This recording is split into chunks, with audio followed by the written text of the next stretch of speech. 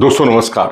और आज चर्चा बाबर आजम की, एक ऐसे खिलाड़ी की जिसने अंतर्राष्ट्रीय क्रिकेट में 12,000 से ज्यादा रन बनाए हैं तीनों फॉर्मेट मिलाकर, और कंसिस्टेंट परफॉर्मर रहा। लेकिन एशिया कप में एक मैच को छोड़ दिया जाए तो बाकी मैचों में उनका बल्ला वैसा चला नहीं। थोड़ा सा काफी लोग उनसे कन्नी भी काटने लगे हैं। और यहाँ हम जो है, हमारा आने का मकसद यही है कि जो गलतियां उन्होंने पहले कभी नहीं की वो गलतियां उनकी तरफ से काफी होने लगी हैं। जैसे उनका क्लीन बोल्ड होना, जैसे उनका जो है बार बार स्टंप आउट होना।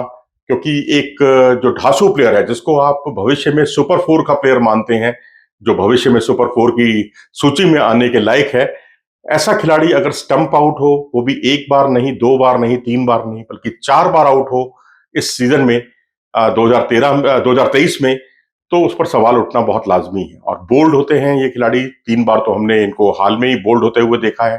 पीछे हार्दिक पांड्या की गेंद पर बोल्ड हुए थे। तो आज बात हम यही करने वाले हैं कि आखिर इसकी वजह क्या है। जिस तरह से गेंद की पिच तक पहुंच ना पाना, ये थोड़ा सा परेशानी का सबब बना है बाबर आजम के लिए। अगर आप देखें तो मेंडिस ने इनको विल लागे की गेंद पर जो है स्टंप आउट किया था, और एक फ्लाइटेड गेंद थी, ऑफ स्टंप पर ये इसका टिप्पा पड़ा था, पिच हुई थी ये गेंद। बाबर जो है फॉरवर्ड खेलने गए थे और बॉल टर्न हुई, और उस समय बाबर आजम जो है का जो बैक वाला पाँव है, पिछला पाँव जो है वो हवा में था। ऐसा उनके साथ पहले भी हुआ है, कई बार हुआ है, जब उनका पिछला पाँव हवा में रहता है और आगे वो फॉरवर्ड खेलने जाते हैं और वहां जरा सी गेंद टर्न होती है, स्पिन लेती है, तो वो बाकी का काम जो है विकेट कीपर कर देते हैं, सेंड। तो इसी तरीके से वो स्टंप आउट हुए, मेंडिस ने उनको स्टंप आउट किया। इससे पहले अगर हम देखें तो न्यूजीलैंड के खिलाफ वो तीन बार लाथम ने उनको जो है, टॉम लाथम जो उनके विकेट कीपर बल्लेबाज हैं, उस विकेट कीपर ने उनको तीन बार स्टंप आउट किया है विकेट के पीछे। ब्रेसवेल याद कीजिए, ब्रेसवेल ने जो गेंद की तब वो फॉरवर्ड खेलने गए, हालांकि इस पर टर्न नहीं था, लेकिन तब भी वो बीट हो गए।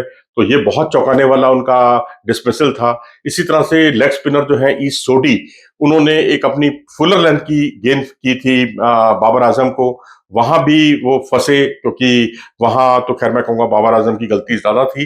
वो रिवर्स स्वीप खेलने चले गए और उसमें वो मिस किया उन्होंने, और यहां पर भी उनका बैकफुट जो है वो हवा में था।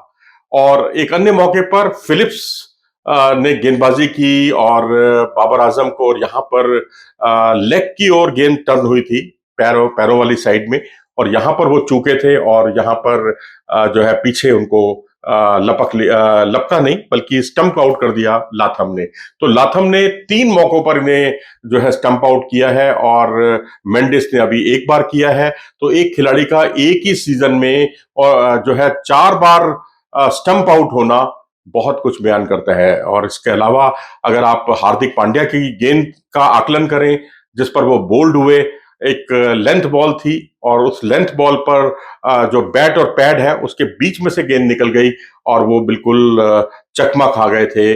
और जो स्क्रैम्बल्ड सीम जिसे आप कहते हैं, स्क्रैम्बल्ड सीम को समझ नहीं पाए और वो आउट हुए, चूक गए थे पूरी तरह से, बोल्ड हुए।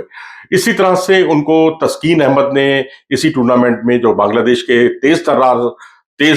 अच्छे खासे तेज गेंदबाज हैं, अच्छी खासी गति से गेंदबाजी करते हैं, उन्होंने अपनी एक फुलर लेंथ गेंद पर बाबर आजम को छकाया, और यहां पर भी गेंद की पिच तक वो नहीं पहुंच पाए, जिसकी वजह से वो बोल्ड हो गए।